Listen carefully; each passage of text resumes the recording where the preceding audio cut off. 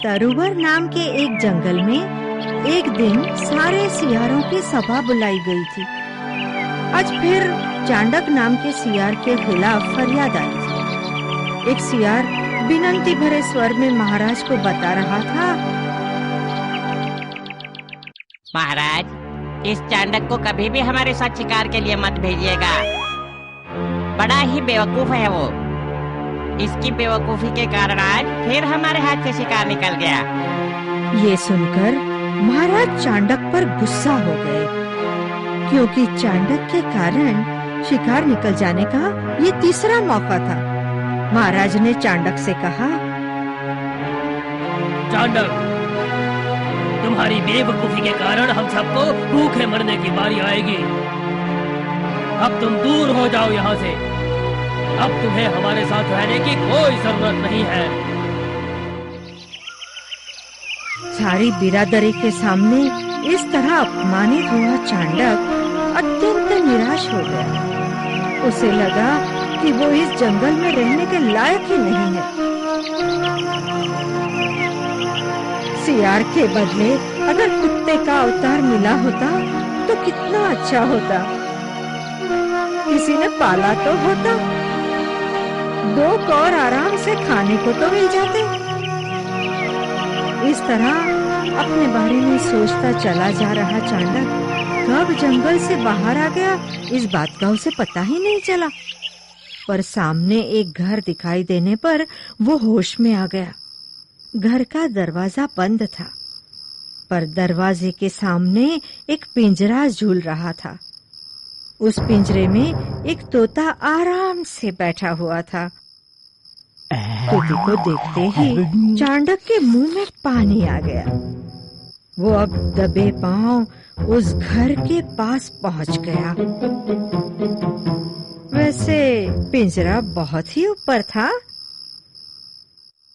अब क्या किया जाए, ऐसा सोच ही रहा था कि चांडक को बाजू में रखी हुई सीढ़ी दिखाई दी। बड़ी मुश्किल से चांडक ने उस सीढ़ी को खड़ा किया, पर यहाँ भी वो अपनी बेवकूफी का प्रदर्शन करने से नहीं चूका। सीढ़ी दीवार से लगाकर खड़ी करने के बजाय उसने बाजू में रखे हुए पानी के पीपे से लगाकर वो सीढ़ी खड़ी की और उस पर चढ़ने लगा। आखिर जो होना था वही हुआ। तोते ने मारे हुए हल्के से धक्के के कारण चांडक संतुलन गंवाकर दूसरी दिशा में गिर पड़ा, वो भी सीधे पीपे में। पीपे से बाहर आने पर अब चांडक को अपने आप की शर्म आने लगी। पिंजरे में बंद तोते का शिकार करना भी नहीं जमता। चल, इस विचार मात्र से वो बहुत ही लज्जित हो गया। अब सोचने लगा कि वापस बिरादरी में जाकर महाराज से क्षमा मांगी जाए। वो फिर से जंगल में चला गया।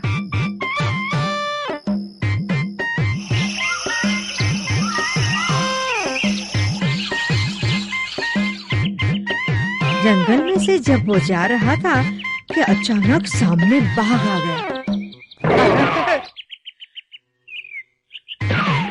बाघ से डरकर खुद भाग गया, ये बात तो चांडक समझ सकता था, पर उसे देखकर बाघ क्यों भाग निकला, ये बात उसकी समझ में नहीं आई।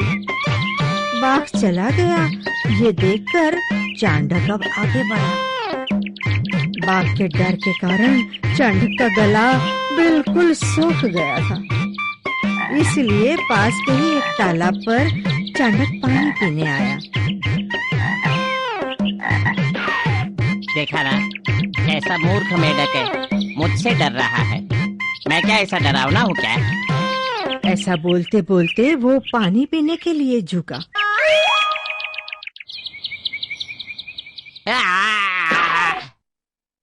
अरे, ये तो मेरा ही प्रतिबिंब है, पर मैं नीले रंग का कैसे हो गया?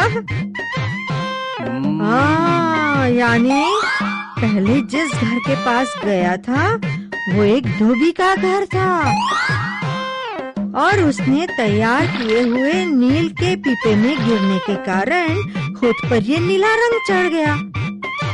ये बात अब चांडक की समझ में आ गई।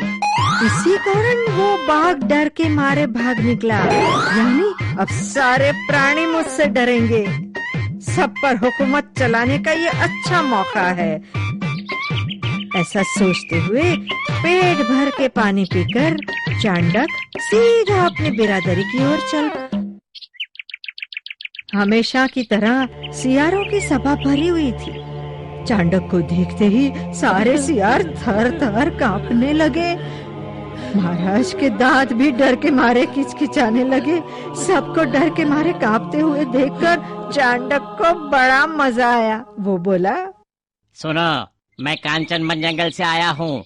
तुम्हारे इस तरु पर जंगल पर राज करने की मेरी इच्छा है। अभी अभी अपने आप को इस जंगल का राजा कहलाने वाले उस विक्रांत सिंह का वध किया है मैंने। मेरे पंजे के एक ही फटके से उसे अपने प्राण गंवाने पड़े हैं। तो तुम भी अपने राजा के रूप में मेरा स्वीकार करो, वरना तुम्हारे हाल भी उस विक्रांत सिंह जैसे ही होंगे। चांडक की बात सुनते ही सियार महाराज फटाक से कूदकर सिंहासन से उतर गए और बोले, अरे, आप जैसा शूरवीर राजा मिलना वो तो हमारा सौभाग्य है। आइए ना, आइए सिंहासन पर विराजिए। घबराए हुए सियार महाराज ने चांडक को सम्मान पूर्वक सिंहासन पर बैठने की विनती की। चांडक भी अकड़ कर चलते चलते सिंहासन की ओर बढ़ा। ये सब एक बुजुर्ग सियार तेजुम्न देख रहा था। वो कई सालों से सियार महाराज के विश्वासु सलाहकार के रूप में काम कर रहा था। उसके मन में पहले से ही शक का एक कीड़ा चहल पहल कर रहा था। अगर ये दूसरे जंगल से आया है तो उसे कैसे पता चला कि इस जंगल के राजा का नाम विक्रांत है? और अगर इसने उस विक्रांत की हत्या की है तो फिर सारे जंगल का राजा बनकर सारे प्राणियों पर राज करने के बजाय ये यहाँ हमारी बिरादरी का राजा बनने क्यों आया है? इस गुत्थी को सुलझाने के लिए एक जबरदस्त विचार तेजुम्न के दिमाग में आया। वो चांडक के पास गया और बोला, अब आप हमारे नए महाराज बने हैं तो जंगल के कुछ प्राणी आपके लिए नजराना पेश करने आए हैं, तो आप इसका स्वीकार कीजिए। जरूर जरूर। चांडक ने गर्व से छाती फुलाते हुए कहा।